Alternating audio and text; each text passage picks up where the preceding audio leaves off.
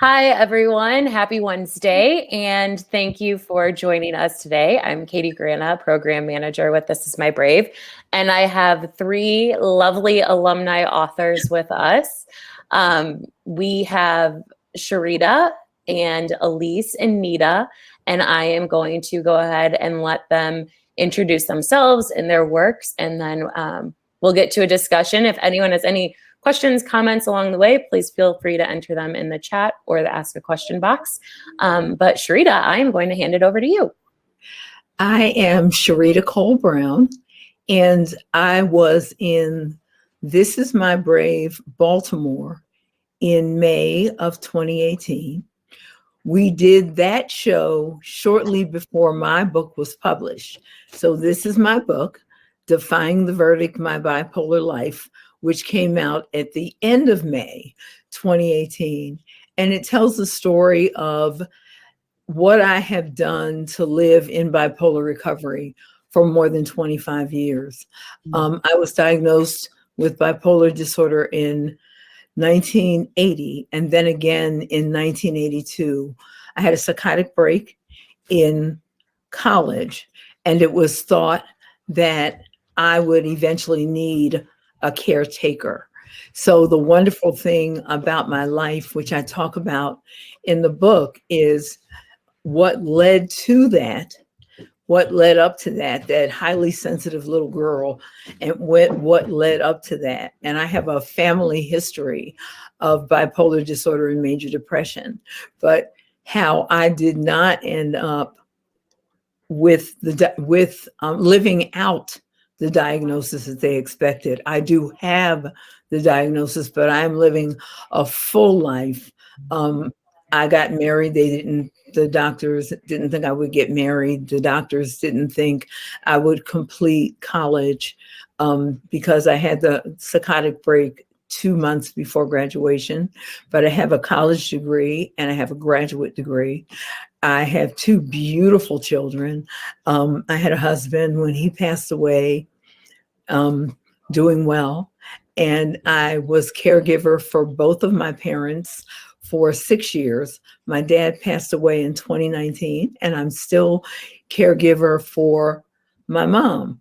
And so it's just been a wonderful experience doing the things that I needed to do to be well with bipolar disorder. And the one last thing that I'd like to share is that my book is endorsed by Kay Redfield Jamison, who wrote An Unquiet Mind, and she's from the Hopkins Mood Disorder Center. And what she said about my book is that Defying the Verdict is a wonderful book, deeply human, full of life's joys and suffering, full of the author's courage and faith. Charita Brown describes her bipolar illness in telling detail. Her writing is powerful and eloquent. I highly recommend this book. And it was such an honor to have Kay Jamison say that, because she is the bipolar expert who wrote the textbook. So it was just a blessing to have her read the book and say those things about the book. That's amazing, Charita. I love that. Thank you so much for sharing. I can't wait to get to more discussion on this, but let's hand it over to Elise, and then we will all be back after we talk to Elise and Nita. Hi. Okay. Hello. All right. I'm Elise Seyfried, and I was a member of the cast, and I produced This Is My Brave in Philadelphia. It was the first This Is My Brave Philadelphia. It was in June of 2018. I was all lined up to do one in 2020 when the good old pandemic hit. We still have a deposit on a thesis, and I am holding on to that deposit until we can be back together in person. So that's my hope and my prayer for next year, is that I can produce another one, because it was such an amazing experience. I'm a church spiritual formation director. I'm also a writer. I've written 4 books of essays, and some of them I talk about by my bipolar disorder. A lot of them are about my crazy family. I have 5 kids and 2 grandkids, and there's always a lot of fun and a lot to talk about with them. So I call them humorous spiritual essays because they're funny, but they also make a spiritual point. I also do a lot of other freelance writing, and a lot of that does have to do with mental health and mental illness. I'm a regular writer for Living Lutheran magazine. I've written for the Philadelphia Inquirer, and I had a column in a Philadelphia newspaper for 9 years. So I do a lot of writing, and I also do a lot of speaking and advocating for mental health. And I want to mention, I just joined a wonderful organization called the Human Library, which is based in Denmark. And I am a human library book, and my book is Bipolar. And we have events that are open to the public, and the public are the readers, and they can ask any question they want for an hour. And so I just had my first event, and it was absolutely wonderful because these were people who knew very little about bipolar disorder, and they had so many good questions. And it was just because the whole idea of the Human Library is about all kinds of differences, disabilities, race differences, physical illnesses, all kinds of differences where people are misunderstood and judged. And so the motto of the Human Library is unjudge someone. Mm-hmm. So anyway, I love it. And it's something that's kind of in addition to all the other advocacy stuff that I've been doing. As a person of faith, I will say that the year that I was severely ill and undiagnosed really shook me.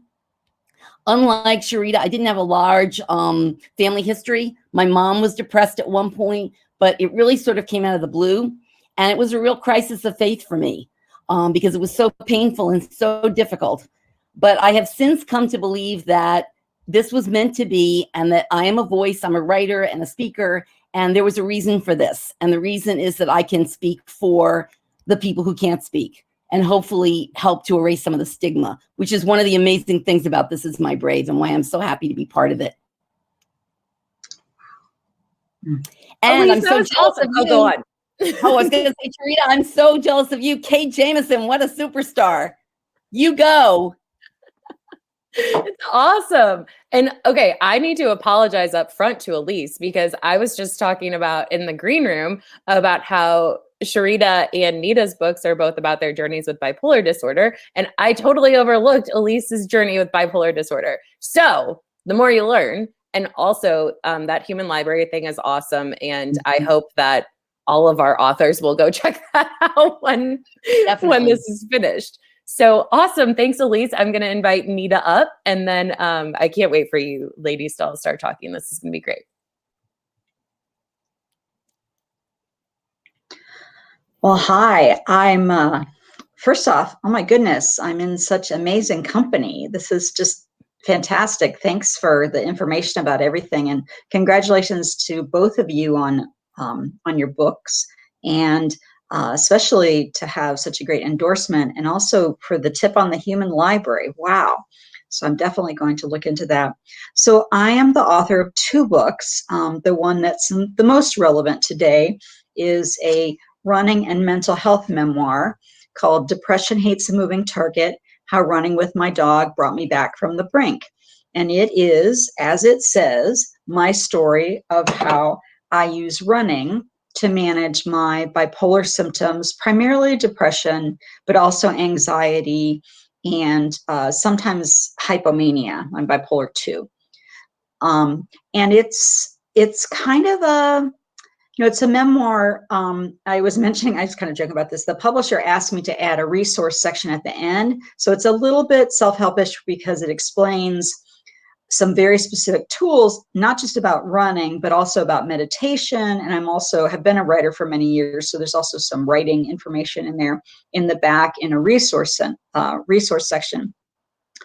But let me back up. I was in the Columbus 2019 This Is My Brave show, which was amazing. I cannot wait until we can get back to the live shows. The virtual shows are fantastic too. It's just so nice to have that option. But to be there on stage, to be in the green room ahead of time, everybody putting their makeup on and trying to get all those vibes, the nervousness out and things, and then to actually go on stage, it was phenomenal. So it was here in Columbus, Ohio in 2019, and my book had come out in May. So I was sort of on the tail end of the first half of the book tour, and then it continued into 2020. The book tour did, but it felt like such a perfect thing to be invited to step on stage. And I actually chose to talk more about the impact of my mental health on my husband during the show.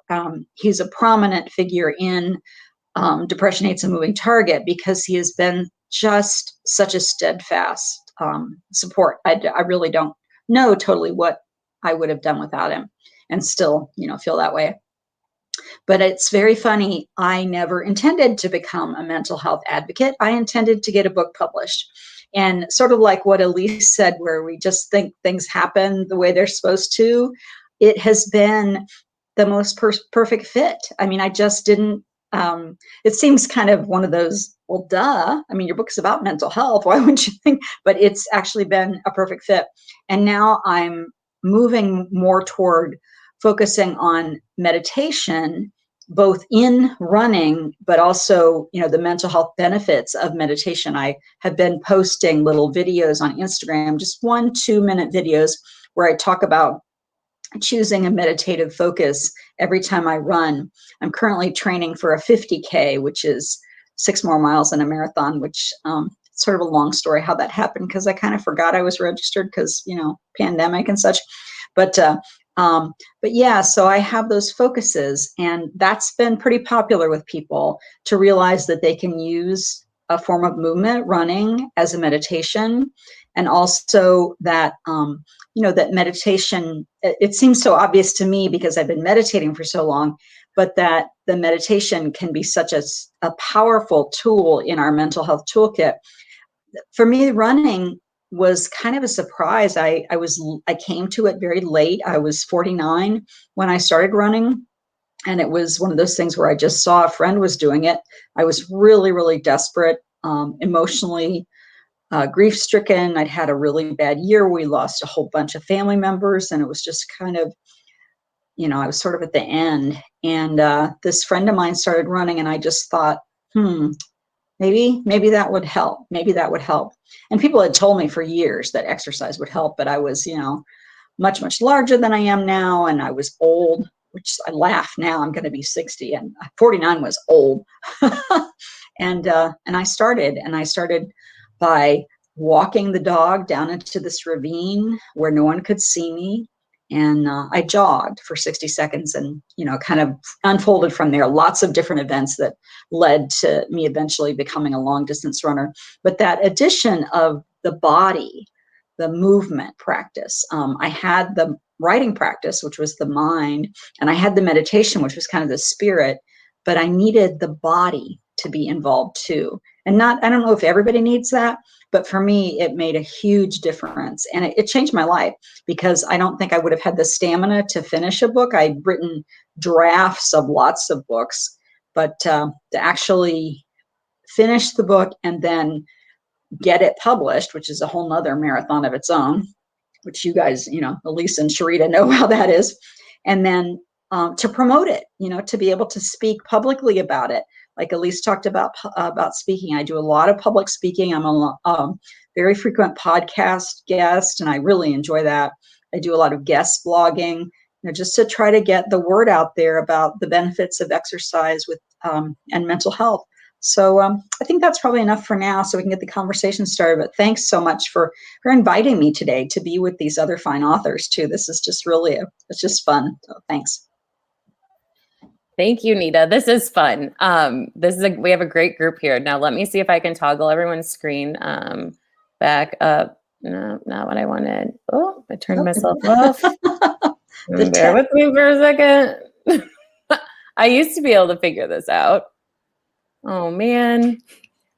Hang on one second. You guys can start talking if you want. I'm just gonna move. So I mean, yeah, if you guys wanna comment on each other's work, I know you probably have a lot to say. I'm gonna mess with the screens for a second. So whoever would like to start. Well, I would like to say thank you to both of you, Charita and Nita, for wonderful, wonderful stories, wonderfully told. I'm fascinated about all of your books, and looking forward to reading them. And Nita, really struck me. I have the 5 kids, and one of my sons does struggle with depression. And he has found meditation and exercise to be it for him. Makes all the difference in the world. He's a runner, but he started meditating, and he's in his 30s. He started meditating about a year ago. He lives out in Portland, Oregon. We don't see him much. We miss him terribly. And when he came home for a visit recently, he said, Mom, I'm doing a 5-hour silent meditation. So, no offense, but I'm going to be gone for 5 hours and you can't talk to me. But he loved it. And I can tell the difference with him. So thank you for advocating for that, because I think it's huge. I think the mind, the body, the spirit, I think they all work together, and it's incredibly, incredibly important. So thank you for that. The thing I'm working on right now too is short bursts, like micro bursts of meditation, even 5 minutes, 10 minutes, to make it more approachable. Because I think people think of the 5-hour meditation retreat, which is fabulous, but just a little tiny, like a daily dose of now. So what I do when it comes to meditation is I meditate on scriptures.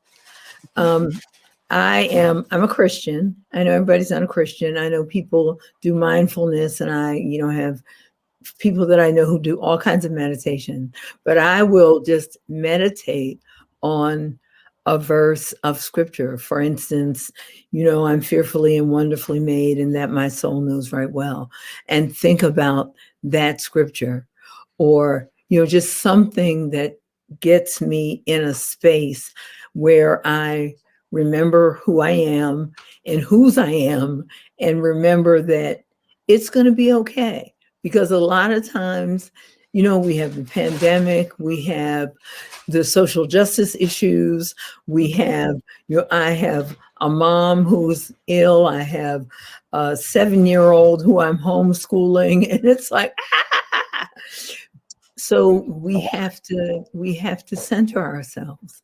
It's important to center ourselves. And for me, I loved, Nita, what you were saying about, I'm not going out and run with, I don't have a dog to run with, and my knees would not allow me to run with the dog.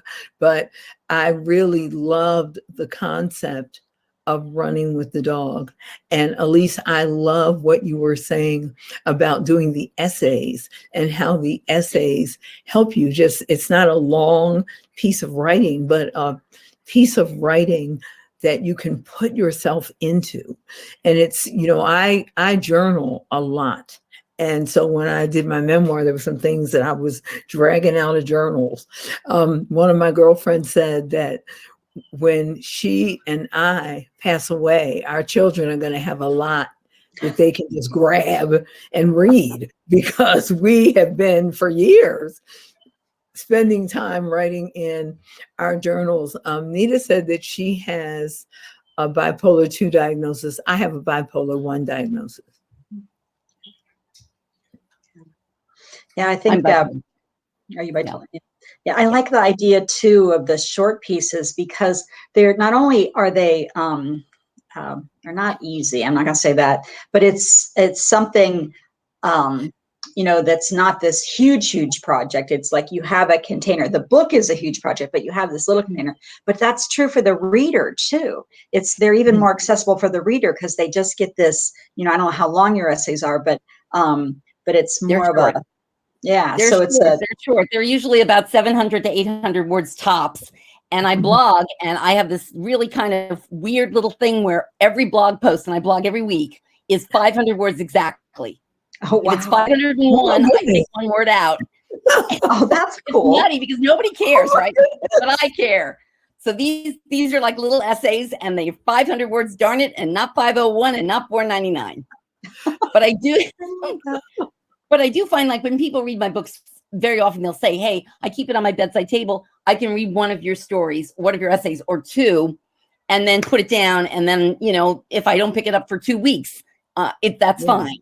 Mm-hmm. So, and I think it kind of, I have an ADHD thing going as well. And I have a hard time concentrating when it's a tremendously long book myself. So maybe I'm writing for myself that way.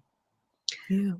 That's great, though. I think a lot of people with mental health challenges have, who are living with mental illness, have that kind of attention, whether it's actual ADHD or just the difficulty focusing, depending on the time. Then there's the hypofocus periods, but yeah. So, and I like what you talked about, where you know who you are. That's she said, I know who I am and whose I am, and I think that's interesting that we each come to that our own way, what that is. So that's powerful. For me, that's the kind of spiritual essence that it doesn't get talked about. Like, I still take medication, I still see a therapist, but there's all these other tools that are very, very helpful. And that's, one of the things that you talked about with taking medication and being a Christian. A lot of times people don't want to talk about taking medication because they just want to talk about prayer. And what I say to people, because I see a psychiatrist every 3 months and I take medication and I pray a lot. And so I say to people, it's not only pray, which is what I heard people say, you only do that. And if you are believing God, then you don't do anything else. You only pray. But I have a whole plan that I've put together, and I can tell that Elise and Nita do too. And so I'm going to let them talk about their plans that they have put together. Well, I love it. I love what you just said, Charita, and it reminds me of a quote from the late, great John Lewis, who said, pray and then move your feet. Like, pray and don't expect that that's enough. You get out and you do your social justice work and you do what needs to be done to advocate for others. And, you are God's hands and feet in the world. And I believe that with all my heart. So yeah, that's my plan. And I'm on meds every day, will be forever. And it's kind of like you. I don't know about your frequency, Nita, but I see him about 2 to 3 times a year. And really, it's a med check. So thank the Lord, I've been great. It took me about a year to find the right combination of meds. I started off with the wrong stuff, as I think a lot of people do. It's this kind of voyage of discovery. And I was on one med that was actually making things worse. Yes. And during that time, I wrote a 60,000 word novel in 8 days. I was absolutely manic. I didn't sleep. I didn't eat. All I did was write. And at the end of the 8 days, I was so up, I thought I had a New York Times bestseller. And then I read it later, right? And it was like, what is this? It was just laugh. But it's funny because I put it away because it was actually made me sick to my stomach to read it, because it was just brought me back to that terrible, terrible time. But then about a year ago, my daughter, one of my daughters, said, Mom, because I had let her read the book because she's a writer as well. And she said, Mom, in some way, that is my favorite book that you ever wrote, because it's so genuine and it really reveals, even though you don't talk about bipolar, it is about bipolar. So anyway, I'm rewriting it now. I was going to throw it away. Don't throw it away. Keep those files and do it again. But so that was, but it was like a good solid year before I was on my feet. And that was hard on my family. And, talking about your husband, my husband is a saint, absolute saint. I don't know how he made it through. And I had 3 of my 5 kids were in college.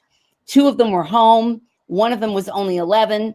And she got the brunt of the worst of me. I mean, I can never thank her enough for putting up with the moods and the irritability and the cursing. I was cursing a blue streak. I never cursed, never, ever.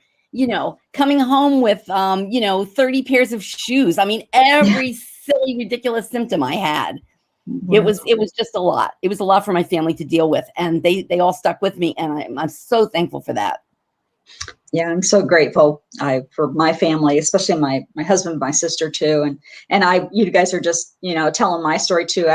I was originally diagnosed with depression in 94, and then for many years was on antidepressants, cycling on and off them. And, the depression would get better and then it get worse. And of course I gained weight and then I'd go off the meds, which is a bad idea. And, end up back in just horrible misery. And then finally they put me on a medication that induced a hypomanic episode. And that's when my psychiatrist realized that I was bipolar. She's like, oh, because I didn't present as bipolar. I presented as depressed. So, and at one point, I was on 6 different medications for anxiety, depression, mood stabilizing when they did figure out I was bipolar. And then through the running, I mean, that's the only thing I can attribute it to. I still see my psychiatrist, but I'm only on 1 medication now. And that may change, but that's been 10 years, because what happened is I started having side effects from the meds that I wasn't having.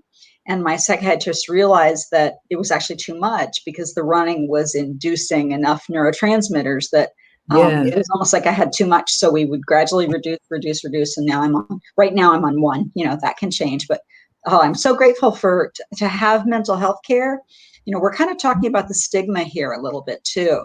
The fact that whether it's in the religious community or the meditation community or, other well-being communities, there's a lot of stigma. If somebody has something like cancer or diabetes, people don't really say, oh, you should just do the thing, whatever the thing that community does, and it'll go away.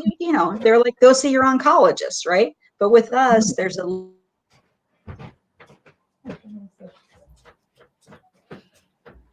Oh, are you back, Nita? Oh, was I gone? You just froze for a second. You froze for a second. Oh dear.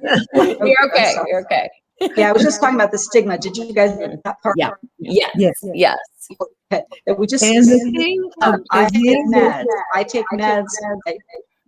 And there's an echo. Yeah. You might, Nita, want to leave and then I'll invite you back on screen. Okay. Sometimes that fixes it. Technical difficulties. But Charita, go on. As Nita was talking about stigma, one of the things for me, I've said to people, I have double stigma.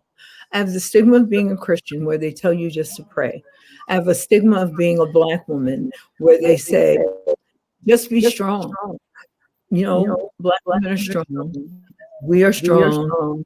We unfortunately we have to live through that mammy stereotype. If you knew mammy, mammy took care of your kids, her kids, all the kids, cooked, cleaned, did everything. And all the while she was doing that, she was smiling. So it didn't matter what was going on. She was smiling. And as Black women, we are expected to just tough it through and not say that anything is wrong. So, for me, it's like, well, I got to the place where I can't pretend that nothing is wrong because something is not going on correctly. And I'm fortunate that I have a family that supports me in what's going on with me. Although what is very interesting is I told you I had family history. My maternal grandmother it was called manic depression then, what is now bipolar 1 disorder. And when I developed bipolar 1 disorder, because that was my mother's mother, she had a very difficult time acknowledging that it genetically came through her family. I didn't have a problem with that, but it was difficult for her because you don't want to feel like, well, I gave my child, but you didn't. It's just what happened. That's what it is. So fortunately, I am now one of 6. I was one of 7, and I have support. My children support me. I have friends who support me. I know people that don't have the support. This is my Brave family. I do a lot with the National Alliance on Mental Illness. I'm on the National Alliance on Mental Illness, Maryland Board of Directors. I get a lot of support, and I'm real grateful for that. Oh yeah, I have to give a shout out to another group called Still I Run. I'm very happy to have connected with the This Is My Brave people, and I feel like we've got a little family there. But there's a nonprofit called Still I Run, Runners for Mental Health Awareness, and they're very active with trying to end the stigma and helping people with mental health issues take up some form of movement, whether it's walking, running, or whatever. So. Yeah, I'm so glad we have those organizations and that we're well enough to do this. I mean, I don't know about you, but there were times when, well, Charita talked about it, how nobody expected anything out of me. That was it. So, I'm just so grateful. Yeah, it's so great. And I love watching you three connect. Like this is like exactly what we wanted for these author chats. While you were talking, I thought of something. This is really random, and I'm going to post it in the chat and I'm going to read it. It's a quote or like a Facebook post that I read the other day that really caught my attention from Jeff Brown. He's an author. I'm going to be really honest that I don't know that much about him. But I'm going to post his stuff so that you guys can see it. So I just loved this. Okay. So it says, oh, too many characters. Hang on. Looks like Jennifer has a question too. Okay. Here it is. Yeah. Okay. So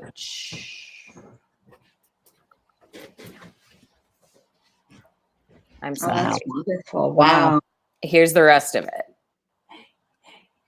So writing's a truth serum, one that's not always easy to drink. This is why people often choose to remain one day I will write seekers, and they can avoid the actual moment when they find what they're looking for, because speaking our truths requires us to deal with many different challenges, including our discomfort with vulnerability, our fear of failure, the very real consequences of finally speaking our truths.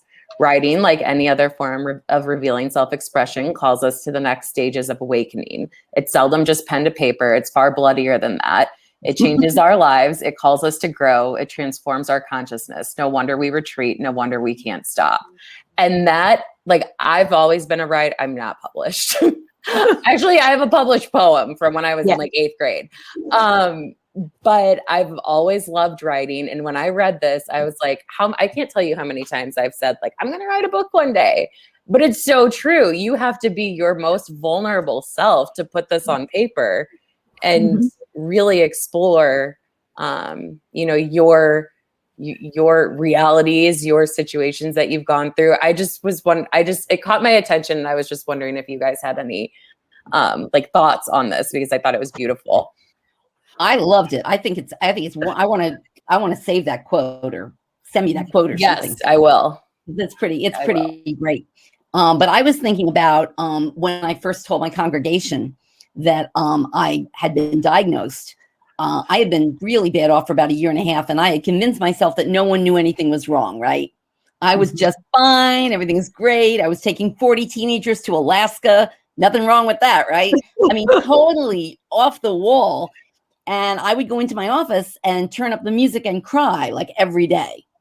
And then I would get myself together and go out, but I wrote a lot for church, and I would write articles for the church newsletter, little essays. And I remember the summer that I was finally diagnosed thinking, am I brave enough to write this?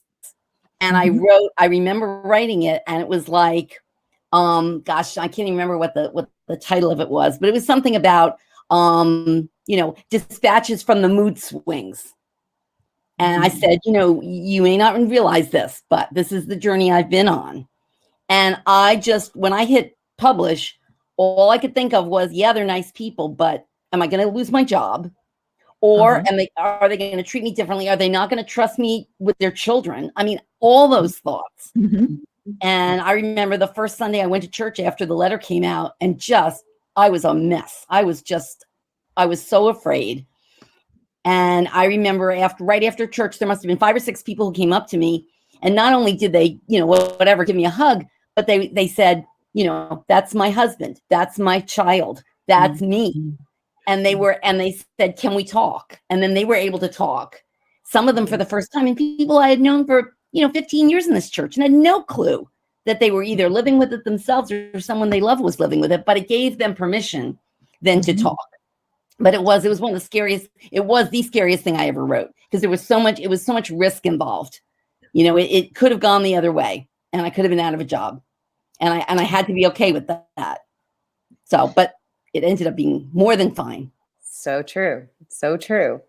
What a great service you're providing to many, many people. I think that's, that is why it's so important for us to keep telling our stories. I've had that too, where someone I really looked up to, I mean, I still do look up to him.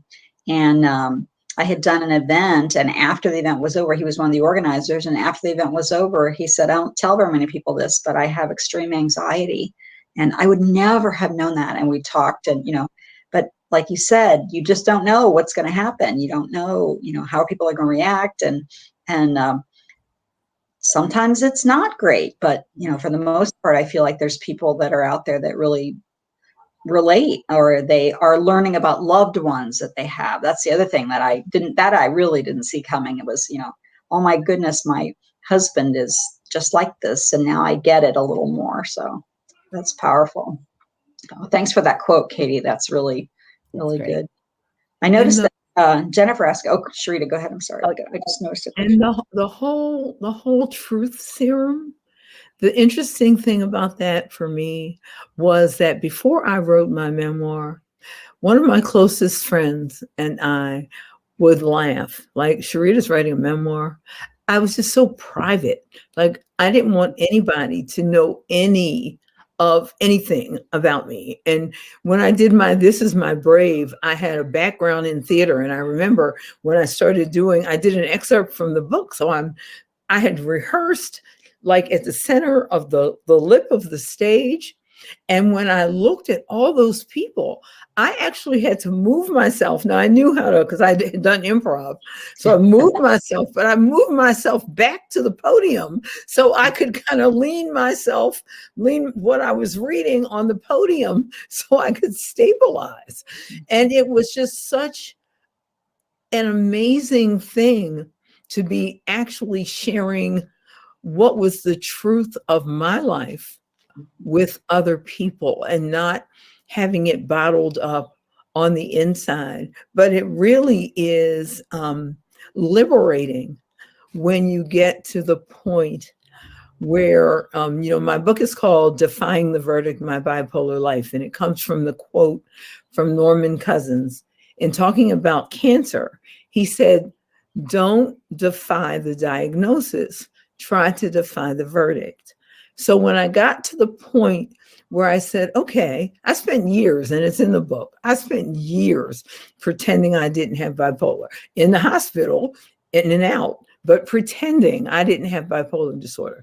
No, they're wrong. No, it's an anomaly. No. Finally, it was, I'm not going to try to defy the diagnosis anymore. I'm going to say, all right, the verdict is that I'm going to end up needing a caregiver. I'm going to see what I can do, which involved a lot of therapy, what I can do so that I don't end up with a caregiver. And as I said in my introduction, I have been blessed to be a caregiver. When my husband passed away, my children were 6 months and 19 months old. And I had support. We lived in Delaware. I came back to Baltimore. You've heard about boomerang kids. Well, I boomeranged with 2 babies. And I was very fortunate to have my family, and my family was afraid. They were like, okay, she's made it through some stuff. She's not going to make it through this. But I did. And I have, continued to grow. And my sister, who was my chief accountability partner, died suddenly in May. She had a stroke, and a massive stroke. We have a stroke history in our family. She passed away. And, I'm dealing with the grief of that, and it's a great stressor. But because I have a plan, because I've been able to work through a plan of what you do, I've been okay. And I've still been able to talk to people about mental health and, still do some things and move forward. Yeah. Wow. That's wow. So powerful. So powerful. I mean, you've done so much, Charita, and it's so inspiring. And you guys are all so inspiring. This is so great. And yes, Jen did ask a question, asking how long it took each of you to write your books. And I think this also goes like well with this quote of like, how many times did you put your pen down? Or did you just like write through? Because it's I'm so curious. So how long did it take you guys to write your books? Well, I'll start. It took a couple of years, like 6 or 7, and then 2 more years to get it published. So it was really about a decade. Really, I mean, when I really, because there were interludes in there where I thought, oh, why am I doing this? And that kind of stuff. And because I still as productive maybe as somebody who doesn't have those challenges, but I'm so much more. So yeah, I'd say from the first inkling of a book in my mind to holding the book in my hands, a decade. Yeah. Not an easy process. I know I would have clearly would have so much like self-doubt in what I'm saying and doing every day. And you have to push yourself to do it. It's your thing. So yeah, well, I have a community. I have a writing community, and I have the husband, and I have other structures that I put in place, like regular goals as to how many pitches I was going to send out, and also a plan as to when I was going to self-publish, which I did get a traditional publisher, but I was kind of at the end of the process of trying to get a traditional publisher and ready to investigate, hybrid or self-publishing, which is very, very valid, process. And and then that happened. So it's very informative. I will probably be hitting you up one day, Nita. Probably all of you, actually. Happy to chat about it. I've got all the notes. Good. I like that. Elise, Charita, and I mean, Elise, you have 4, and you're still going. And I'm still writing. But how it started with me was kind of funny, because I've always written. My husband and I have a children's theater company. We write our own plays. So, I mean, I've always written. And when I started writing for church before my diagnosis, and I was writing these little slice of life pieces about my family and funny and whatnot. And a friend of mine at church would come to me every couple of months and say, you really ought to write a book. You really ought to collect these essays, and you really ought to write a book. So I would come home full of pride in myself, and I would say to my kids, oh, my friend Deb said that I should write a book again. She said it again. And finally, my oldest was like, Mom, I love you, but do it or never talk about it again. We're tired of hearing it. You either write the book or you don't write the book. And that's what got me going. So it took about 7 years between the first time someone said you should write a book and the time the first book came out. And then the other ones were about 2 years apart. So, and I'm about ready to write another one or finish another one at this point. But, part of it is I'm exploring different genres now. And I'm doing a lot more straight humor writing and, doing a lot of things for magazines and whatnot. So I'm not sure I have like a 5th book in me of this same type. But people do say, when's the next book coming out? And it's like, well, these are not easy to just crank out, guys, Oh, come on, I've read those. Give me something new. Sounds like you have a good flow going, though. And yeah, you're constantly writing. So you constantly have material, which is there's always awesome. Material. Yeah. Always material. Does life ever really run out of material? Never, ever. Charita, what about you? How long did it take you? I knew that I needed to write my book in November of 2009. That's when I knew. I read something. I don't know if people know who Joyce Meyer is. Joyce Meyer is a Bible teacher. And she said, everybody has one thing that they were put on this earth, at least one, that's your thing to do. So she said, what you do to come up with your one thing, she said, just meditate on it. Just, pray about it, meditate on it, and it'll come to you what your one thing is. So in 2009, when I thoughtfully, prayerfully went through the process, it was write a memoir. Ha ha ha ha. So So that was 2009. I wrote the book in 2015 in 4 months. I wrote the book because I was entering it into a competition, and the When Words Count pitch week competition in Vermont. So I was entering into the competition, and if you won, the prize was guaranteed publication by a traditional publisher. So my book it wasn't published in 2015. It was published in 2019 by Curbside Splendor Publishing. And it was published because I won a writing competition, but Awesome. I pushed because I wanted to win. Great. That's so great. That's incredible. Amazing. What a great story. Oh my gosh. I love that we all come to this so different. I've been teaching writing for 20 years. And that's the thing that I just want to kind of shake people sometimes. They have this very narrow vision of how you get a book published, how you get to writing. And I'm like, no, it's as wide as the sea. The ways it can happen are, huge. So keep.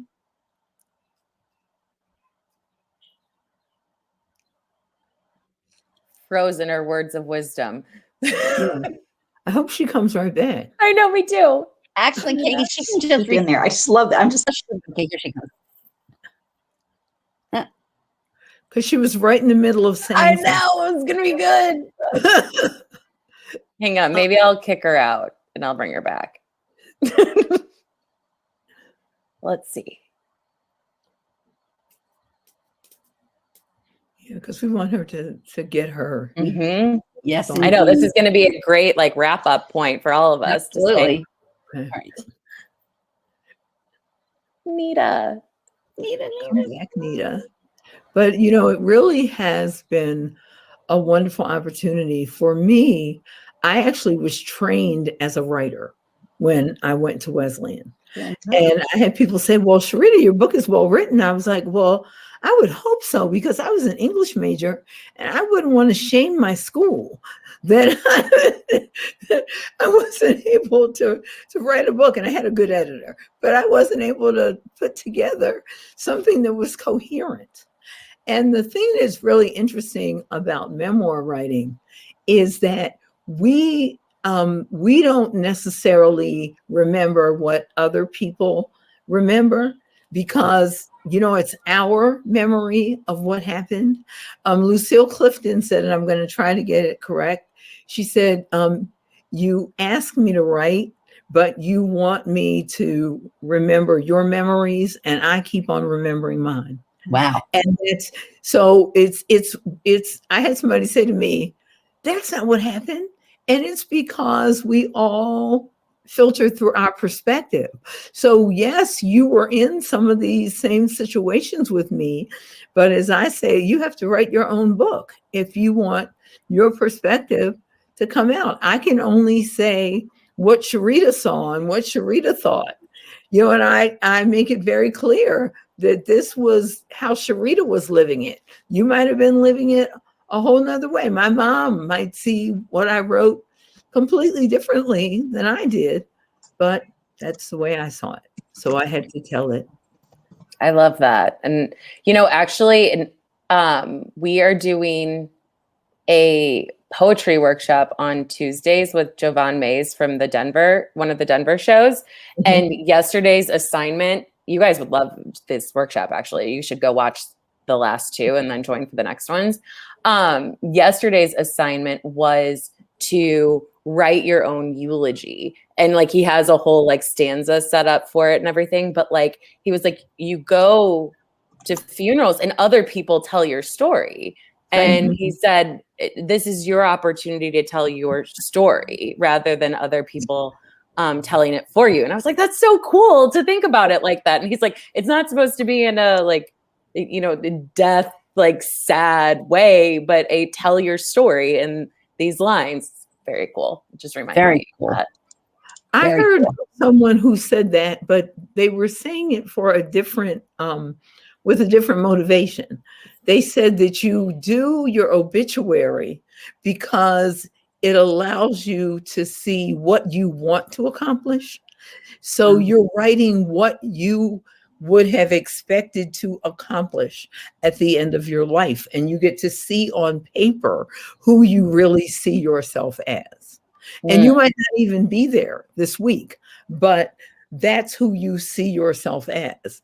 And you're also looking more deeply into yourself, because a lot of times other people see things within us that we don't see. And, I can look at Elise and say, just from knowing you for these few minutes, and look at Nita, knowing you for these few minutes, and to go like, oh my goodness, look at how spectacular these ladies are. And they might not say the same thing. But they might be like, oh. Yeah, I would say that about you. We would both say that about you and each other. Yes, Katie, we would. And Jen. Yeah. But you're right. We tend to be our own worst critic, and Always. But I like that idea of the writing exercise as a way to bring that out. That's because the other thing is, when we're writing on paper, sometimes you can sidestep that part of you that would downplay or wouldn't it comes to the surface, those things that you, because how many times have you written something and then gone back later and read it and thought, did I write this? Wait a minute. There's that space. So that's a great exercise. I might steal that for my class. It is. And actually, because I've been teaching some writing workshops myself, and I'm also involved in a class right now to develop my own solo show, not necessarily about mental health, but about my life. And so this is a woman who was off Broadway, and she had a one-woman show about her relationship with her mom. And she decided when the pandemic hit that she was going to start teaching classes on Zoom. And anyway, I'm about to have my second class with her, and I love it. And so at one point there were only 4 of us in the class, and she said, what's your biggest fear of doing a one-person show? And so all of us said, we're afraid that it's going to be boring. That everyone's going to be like, oh, I've heard enough of that kind of story a million times, blah, blah, blah. So then she had us tell our life story to each other. And at the end, she said, was anybody bored? And of course we weren't, So the exercise for tomorrow was, and I had so much fun writing this, was, what's the worst thing that could happen in your show? Write the worst solo show that you can possibly write. And I made it funny, and it was just like every possible thing that could go wrong in a solo show was in this show. but it kind of helped me because I'm trying to clarify. The other people in the class have very, very narrow, specific goals for their show. And right now I'm sort of floundering because I've done a lot of mental health talking, but I also have the comedy, and I also have the big family, and I also have the religion, and I'm still trying to nail it down. So that's kind of my task for the next couple of weeks, because we're supposed to come out of this with enough material for a show. So Can I make another plug for that right now? Because Katie Mack one of our New York City alumni. And I'm shamelessly plugging this right now, because she did a one-woman show on Friday and Saturday night. And it was actually in Philly, Elise, at a little theater in Philly. And it was recorded virtually, and it was an interactive, Instagram. It's so cool. It's an hour and 15 minutes. And she just announced, I actually posted it in the alumni Facebook group, that they're replaying the recording. You can get it for $5 for the next 6 days or something. So watch it. Elise, you'll love it. You'll love it. I will. I totally will. Thank you. And Katie, it would be such good inspiration for a one-person show. I mean, I watched it and I was like, how can someone sit and talk like that for an hour and 15 minutes? And yes, I was there every beat. Awesome. So good for you for doing that. That's cool. Well, this is my brave part 2, right? Right? I know. It just be brave about it. We Exactly. continue. I'm going. Well, you guys, I could sit and talk to you literally all day long, I think. I thoroughly enjoyed this hour, but I should let you go and get back to your lives. But thank you so much for joining us today. Thank you. So appreciate it. Would love to do something in the future again. But thanks for being a part of Brave Days with us. I think this is, just so helpful to have this content, these real candid conversations for our audience members and ourselves, and to help with us, during Mental Health Awareness Month. So thank you so much. Did anyone else have anything that they wanted to say?